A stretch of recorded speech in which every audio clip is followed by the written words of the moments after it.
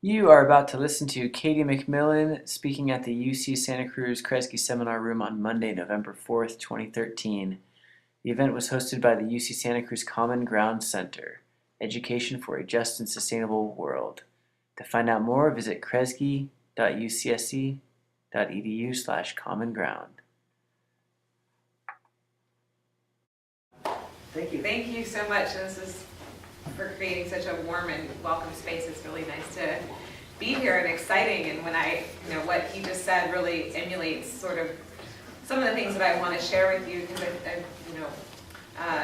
said, "Why don't you come and talk about TEDx Maui?" And I wonder what people want to know. But I think in so many ways, I realize that I've just come through a 2-year experience with that's been an enormous part of my own personal growth. And when you go through that, there's always little nuggets that pop out that you can just pass on to everybody else. And hopefully you'll find some nuggets in this dialogue that you can take with you. But about 2 years ago, are you all familiar with TED? Or some of you. TED stands for Technology, Entertainment, and Design. And really, I think the power is that you can go onto their website and you can watch really interesting talks that are short, 18 minutes or less, for free. So it's like a portal for sharing great ideas. And I lived on Maui, I didn't have a TV, and I would tune into TED to learn something new whenever I felt like, having a moment where I just wanted to watch something cool. And I always had something interesting to say. And, when you go through something in your life that's sort of at the time seems like an absolute tragedy. I was actually in a car accident. It actually turned out to be one of the biggest gifts that could have ever happened to me in my life. And, kind of as I was healing from that, I had this feeling inside of me that I wanted to immerse myself in a room full of smart people and have conversation, and I want to immerse myself in learning, and I want to have,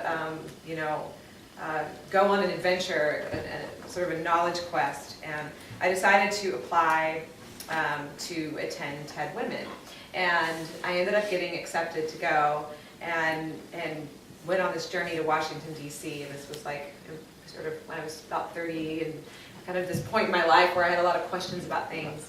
And when I went on this, when I went to TED, I would say that the first thing that sort of came over me that was just really transformative is that there's something amazing that happens when people come together to celebrate great ideas. It's just naturally that way. Like, I've observed it now in my own event, but there was this magic that was happening. And while I was there, one of the first speakers that I heard was this woman from Hawaii named Elizabeth Lindsay. And if you're not familiar with her, you should check out her work. But she's one of the first, or she is the first female National Geographic fellow. And she was talking about indigenous knowledge and indigenous wisdom in such a way that for the first time, even though I had lived on Maui 10 years at that point, I hadn't really discovered what an amazing place that I lived and what kind of knowledge was all around me, and how a lot of the knowledge was being lost. And for example, being able to read the stars in such a way that you can navigate across the ocean using only stars. So I'm listening to this woman talk, and a friend of mine who I had barely met was tweeting live with me, and I just sort of blurted out, we should do this on Maui. You could do a TEDx event in your community, and this would be amazing. And I had this vision at that moment where I was like, I want to see this woman, if she could just speak to everybody I know, this would be amazing. So anyway, I tweeted back to my friend, and next thing you know, she's like, sure, I'd be happy to do that. And we were like, yes, let's do TEDx Maui. So sometimes, when, you have these moments of, you don't know how it's going to change your life, it just feels like such the simplest little conversation that happened. So I made it back to Maui, and I met with this friend of mine, and we decided to partner together, and we decided to do it. And we had absolutely no idea what we were doing. Neither of us had ever produced a big event. And we moved forward just with this sense that this wanted to happen on the island. And I don't know, you know, on Maui, there's so many incredible people from all over the world that live there, but it's very much a place for vacation, or at least that's what it seems on the outside. So a lot of people always feel they have a hard time kind of connecting with an intellectual community, yet there's the most brilliant minds on the planet all around you. So, you know, we kind of set about, you know, about the event in that spirit, and if I would have known all the things that were going to happen from that point going forward, I probably would have never done the event.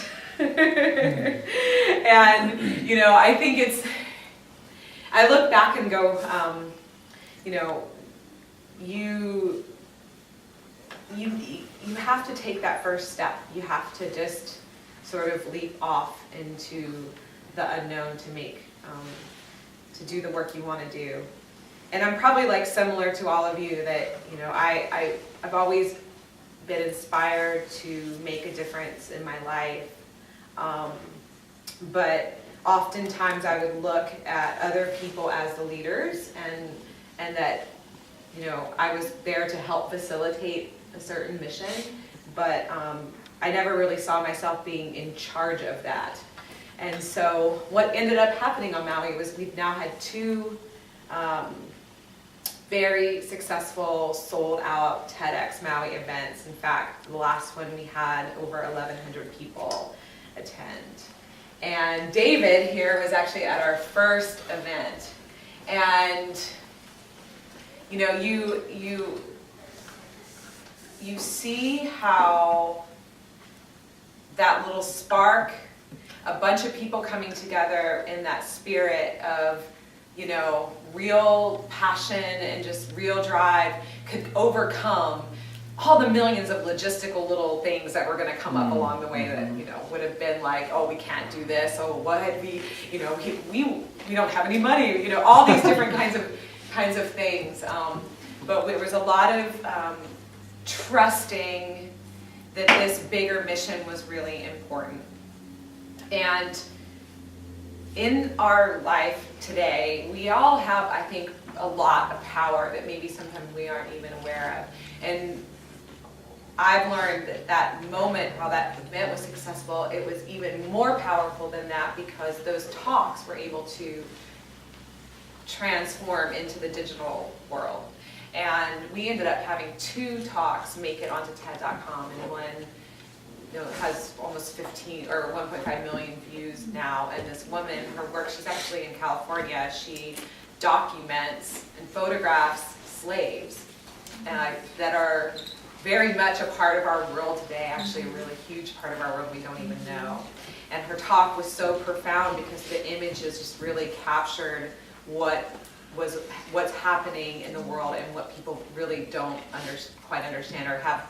It's very, very hidden. So I think, oh my gosh, you know, I was able to help this person who's risked her life, who's gone into the most dangerous places in the world, give her first public talk. And then that talk ended up making it onto a portal over 1 billion people watch. And that knowledge now has been seen by 1.5 million people and growing because as a result of it, she's gotten more and more opportunities to go out and share. So that's what is so prolific about media and how we're able to take what we do here in this room and transmute it out to people all around the world and make really prolific, positive social change. And I would have, if I could look back in time and really see how this all unfolded for myself, it was just, there was a lot of incredible challenges that came up along the way. So when you're in this space of wanting to, you know, have a career or wanting to make a difference and that is your life, you know, that bigger vision is always the most important thing to think of because you're always going to have challenges that come up. But it's something that you want to recognize as a gift. So I'll say that. And so what's ended up coming out for me is I work in the world of public relations, and I absolutely love nothing more than to share the things that I think are really positive in this world and help them reach new audiences and help them, make their way into the world. So Makana here was actually one of our speakers at TEDx Maui and performers our second year. And here I am today building my own business, working with somebody that's doing amazing things in this world, not just musically, but also with a lot of social justice issues and really standing up for the way a lot of different people are feeling in this world. And now I have a bona fide career. So I think, you sometimes set out in this path, but the exact way that it's gonna unfold is not always clear. And what I learned from this experience was, to look at my life like being a treasure hunter. And then what sort of unfolds is that I'm here getting just to share this with you all. I get to meet David, and here I am with Makana doing the work that I've always dreamed of doing. You've worked with some amazing authors too. Yeah. I got to, before I started doing TEDx Maui, I worked in book publishing, so my work was always in PR and helping a lot of social justice organizations make their way out into the world, and a lot of them wrote books because that was a tool that they had when they did events. They had something to kind of hand out or some kind of literature to pass on. So I was exposed to a lot along the way, and all of those little opportunities were things that sort of lent me to be able to do the kind of event that I ultimately ended up doing. Every little, when you put yourself in the space with other people that are explorers, that are risk takers, that are creative, that really live in that world, it's amazing what it brings back to you. It's absolutely, it becomes like this circle of breath where you're in this room. I mean, I feel it now sitting here with all of you. I'm sure there's just so much of that spirit here, and it feeds other people, and it spreads and it grows, and then everybody goes back into their world, and they continue to pass it on. And that's really it's so simple, but so easily overlooked, I think. Sometimes, especially if you all are in college, I'm sure there's this, what am I going to do in my career? How am I going, what am I going to go out in this world to do? Or can I make a change? Can I make a difference? And sometimes you set out with goals in mind that don't always work out. There's plenty of times where I've had ideas that didn't pan out. But I can say that in the spirit of celebrating ideas and shifting your mind and being a treasure hunter and being aware of and being engaged with other people who are doing inspiring work, and not being focused on the money, living your dreams and letting that guide you, it really is truly amazing what unfolds. And people say, I think on Maui you probably use the word manifestation more than anybody else. I was going to say, probably I'll use it too. And I don't even know what that really means, other than because I feel like there is a very clear mindset that you make, that you have the choice to make that shift in your mind. And there's a lot of hard work. So when someone says, I'm going to manifest something, it's not that you sit back and dream it up. But, those dreams, when you start seeking them out in every moment, then you actually do manifest it. Next thing you know, you're doing it. So I want to turn this over to Makana here, because I know a lot of drove 200 miles to come out and see him. That's amazing. I know I felt the same way. So Makana, I had a friend of mine 2 years ago kind of tuned me into him, and this was before, I don't know if he'll tell the story of what he did at the APEC conference with President Obama, but as just a musician, a friend of mine said, you've got to go check this guitar player out, he is out of control amazing. And it wasn't actually, it was a while later when I actually first did have that opportunity and, you know, sat there with chicken skin the entire time. But that's one thing.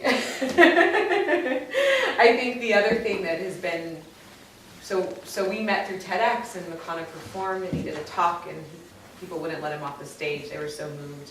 Music is, I feel like a tool for inspiration. You know, just in and of itself. I'm sure all of you all feel that way. There's always that song that you can't, you know, that you sing to, and next thing you know, you feel really inspired, you feel really motivated. So music is that. But after that event, people started coming to me and wanting to book him, and we started to work together, and we started to get to know each other. And then I see the other side of Makana, who is, I just have to share this, like, in the middle of organizing and booking a tour and doing all kinds of, you know, music business things. And then he gets on the phone with one of the county council people from Hawaii where there's a huge GMO fight going down. And he spends about, you know, 2 hours on the phone having a conversation with somebody in charge in such a way that that person was listening and engaging and learning themselves. And I really, really respected that so much more because I think it's like, you know, you can say like this is all wrong, but you know, part of it too is that a lot of people in positions don't necessarily have all the knowledge, and people need to come up forward and help, and we need to, you know, kind of engage. And that was like what most impressed me. So I'm now working with somebody that not only I'm a fan of, but also just being in that energy and being in that space of inspiration is enormous. I appreciate it. I know. Thank you. Thank you for giving me the opportunity to share.